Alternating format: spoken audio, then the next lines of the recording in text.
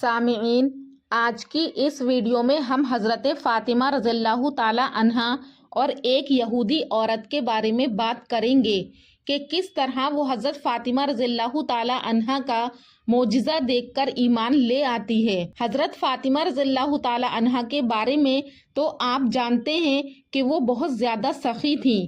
فاطمہ رضی اللہ تعالی عنہا کی سخاوت کی باتیں کچھ عورتیں مدینہ میں کرنے لگیں تو ان عورتوں میں سے ایک منافق عورت بولی کہ میں نہیں مانتی کہ فاطمہ کے پاس کوئی دولت ہے یا کوئی معجزہ ہے، وہ تو ہر وقت بہت ہی سادگی میں رہتی ہے۔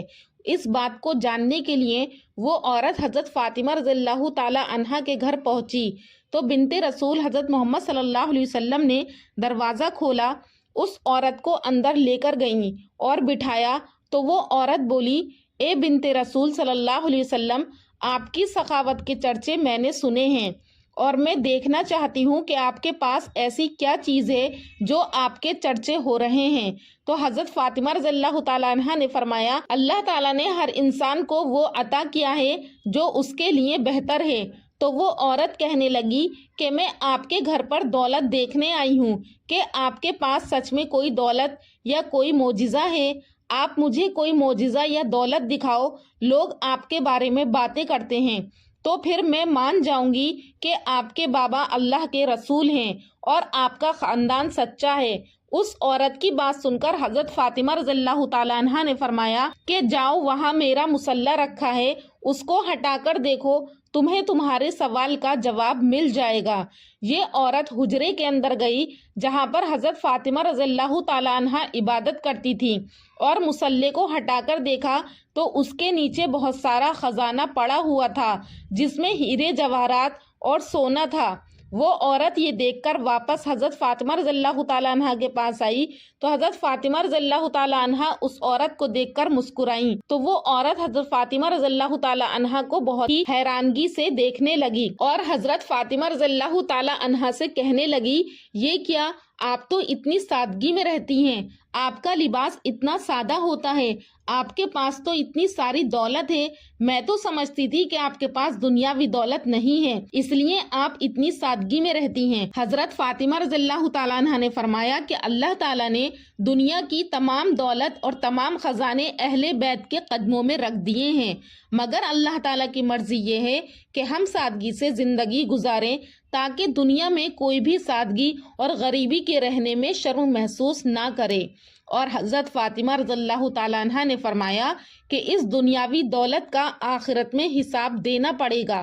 جیسے ہی اس عورت نے حضرت فاطمہ رضی اللہ تعالیٰ عنہا کا یہ اخلاق اور معجزہ دیکھا تو وہ ان کے قدموں میں گر پڑی اور رو کر کہنے لگی، اے اللہ کے رسول صلی اللہ علیہ وسلم کی پیاری بیٹی، مجھے معاف کر دیجئے، آپ کے بابا اللہ کے رسول ہیں، میں اس بات کو تسلیم کرتی ہوں اور آج سے میں اسلام قبول کرتی ہوں۔